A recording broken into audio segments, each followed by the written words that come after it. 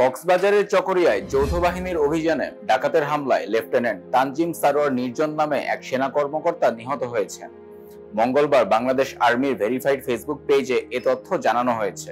Bangladesh army জানায়, সোমবার দিবাগত রাত আনুমানিক ৩টার দিকে গোয়েন্দা তথ্যের ভিত্তিতে চকরিয়া উপজেলার ডুলাহাজরা ইউনিয়নের পূর্ব মাইজপাড়া গ্রামে ডাকাতির খবর পেয়ে চকরিয়া আর্মি ক্যাম্প থেকে সেনাবাহিনীর একটি দল ঘটনাস্থলে যায়। রাত আনুমানিক ৪টার দিকে মাইজপাড়া গ্রামে অভিযান পরিচালনা করার সময় ৭ থেকে ৮ সদস্যের একটি ডাকাত দল সেনা টহল দলের উপস্থিতি টের পেয়ে অন্যত্র পালিয়ে যাওয়ার চেষ্টা করে। এ সময় লেফটেন্যান্ট তানজিম সারোয়ার নির্জন তাদের কয়েকজনকে তাড়া করেন। এ সময় ডাকাত দলের সদস্যরা লেফটেন্যান্ট তানজিম সারোয়ার নির্জনের ঘাড়ে ছুরিকাঘাত করলে গুরুতর আহত হন তিনি।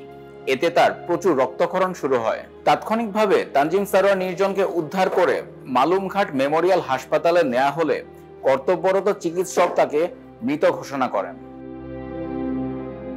নিহত তানজিম সারোয়ার নির্জনের বাড়ি টাঙ্গাইল সদর উপজেলার মীরের বেতকা থানার খারের বেতকা গ্রামে।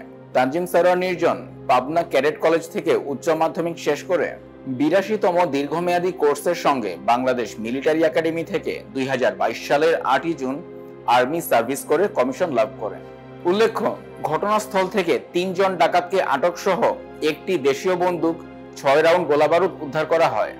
এছাড়া ডাকাত সন্দেহে আরও ৩ জনকে আটক করা হয়েছে।